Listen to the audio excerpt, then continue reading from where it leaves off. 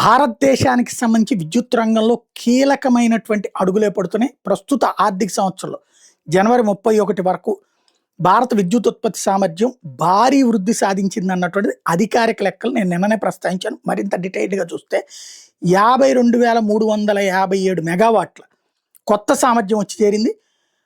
ఇందులో green energy దిశగా పునరుత్పాదక శక్తి ఆధిపత్యమే ఉంది. మొత్తం కొత్త సామర్థ్యం 75.5%, 39,657 మెగావాట్లు రెన్యూబుల్ ఎనర్జీ ద్వారానే వచ్చింది. సోలార్ పవర్ ద్వారా 34,955 మెగావాట్లు. అలాగే మన సౌర విద్యుత్ కాకుండా ఈ వాయు విద్యుత్ ద్వారా 4,613 మెగావాట్లు.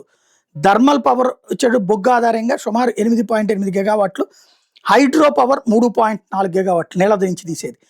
అణుశక్తి ద్వారా యురేనియం నుంచి తీసేటటువంటిది పవర్ వచ్చేది 700 మెగావాట్లు ఇప్పుడు ఇండియాలో ఉత్పత్తి అవుతున్నటువంటిది.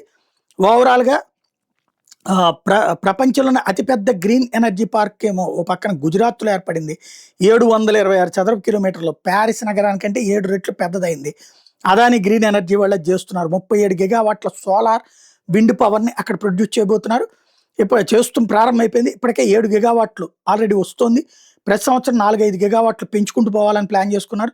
దాదాపు 60 మిలియన్ సోలార్ ప్యానెల్స్, 200 మీటర్ల ఎత్తైన విండ్ టర్బైన్స్ అక్కడ పెట్టారు. 1126 మెగావాట్ల బ్యాటరీ స్టోరేజ్ సిస్టమ్ మార్చి 2026 నాటికి రెడీ అయ్యింది.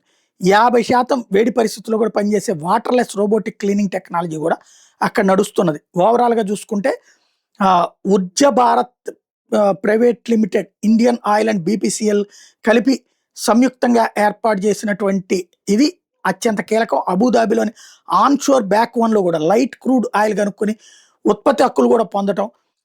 షిలైఫ్ అండ్ హబ్షాన్ రిజర్వాయర్లో తాజాగా సాధించినటువంటి కొత్తది. అక్కడ కూడా పవర్ కూడా మనకి ఉత్పత్తి ఉంటుంది. మొత్తంగా చూస్తే భారీ రెన్యూబుల్ ఎనర్జీ అన్నటువంటిది ఇండియాలో జరుగుతుంది.